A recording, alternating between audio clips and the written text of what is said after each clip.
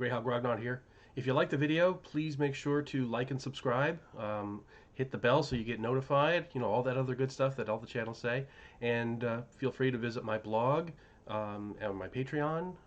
Links are down below. Now, enjoy the show. Hey, everybody. Thanks for joining me on a hot and rainy November night here in New Jersey. A couple weeks ago, I posted a video about top 3 Greyhawk Adventures from the classic Gygaxian era, and in the comments, 1 or 2 people said they might want to see something similar about adventures from the Ashes era, so I thought I'd indulge. I'm not going to go into the whole history about From the Ashes versus the Gold Box. We'll get there eventually. But for now, here are my top 3 adventures for that second edition From the Ashes era. First and foremost, Treasures of Greyhawk. This is a really nice collection of little mini adventures. Those of you who remember the From the Ashes set or the City of Greyhawk box set, they had those cards with basically one-page adventures. This is a whole book of that kind of thing. Each one is centered around a particular treasure magic item kind of thing. And it varies wildly in where they are and level and, you know, what the MacGuffin is and all that good stuff. But as a whole, taken as a whole, this is a really handy thing for the DM to have if you're setting your game in that era. And in fact, a lot of this will work in any era. You know, not too much of it is specific to it has to be done in the From the Ashes era, so the post-Greyhawk Wars era. So I'd say this is a very, very nice thing to have, and it's chock full of new Greyhawk lore, which always makes me happy. So this is definitely in my top 3. Next up, City of Skulls. This is an urban adventure set in Doraka, the capital of the new Empire of Ayuz. So it is very post-wars specific. In fact, the plot revolves around rescuing somebody who in the wars was captured. And as such, you know, it's pretty much, if you're going to use it, you're going to use it for this and not much else. One thing I did notice while I was preparing for this video actually is that there's this, I don't know if you can read it there, in the text on the actual back cover, it says show the A to find and free home. So yeah, I just happened to notice that when I was going through this, which I thought was kind of cool because I'd never seen that in decades. But what I like about this, not only does it give a really nice outline for how to do an urban adventure in general, which is something we really was really lacking in D&D in general. Obviously there was the box set for City of Greyhawk, and there were adventures set in the city, but this really lays out, how you should lay out an urban adventure in a hostile city.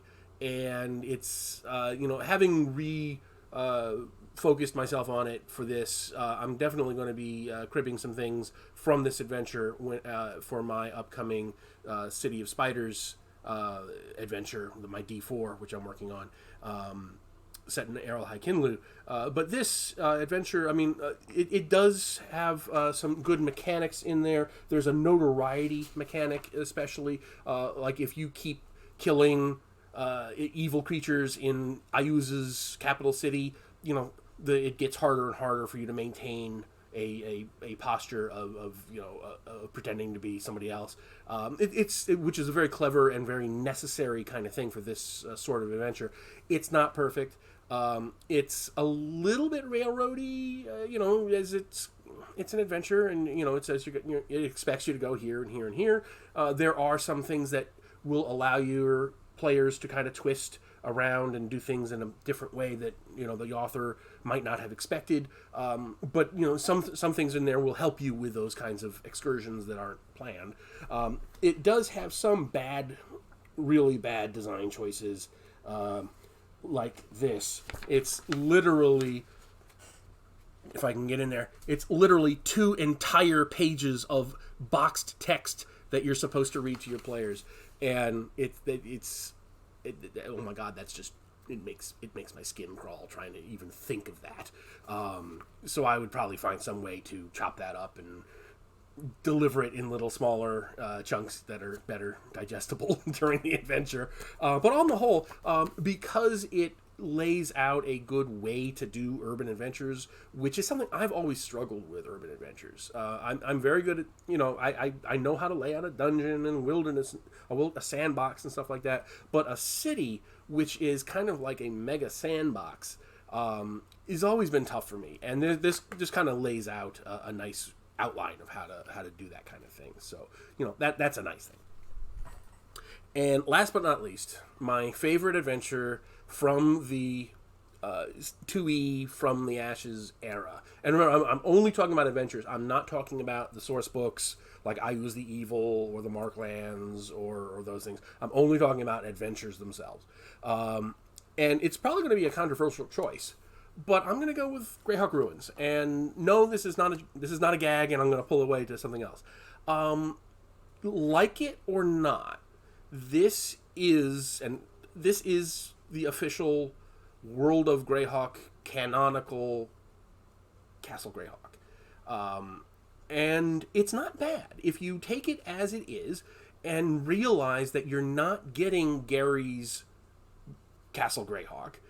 It's perfectly serviceable. It is it's a nice adventure. It's got a plot which kind of doesn't, to my mind, fit in the spirit of Castle Greyhawk.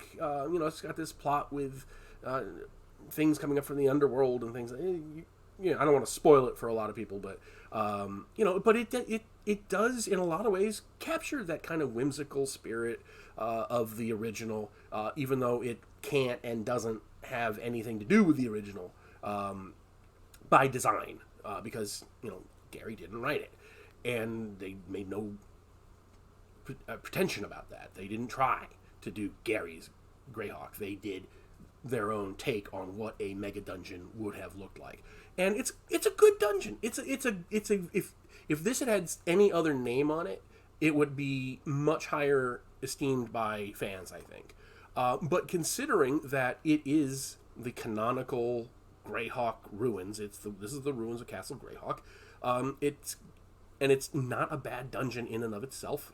And if you go further on, it has the expedition to Greyhawk Ruins, which kind of loops in a lot more of the Greyhawkian lore that you might have expected, which only buffs it, in my opinion. It raises it. It's good. It's really not a bad thing. And obviously, yes, there are alternatives. There is Castle Zagyg, which obviously we only got the first box set of, but and it only has a couple levels. That was Gary's attempt to make a definitive publication of his castle.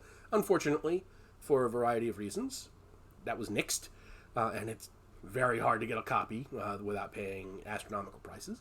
There's my own Castle Mad Archmage, which I deliberately made to do this. I made my own version of the castle.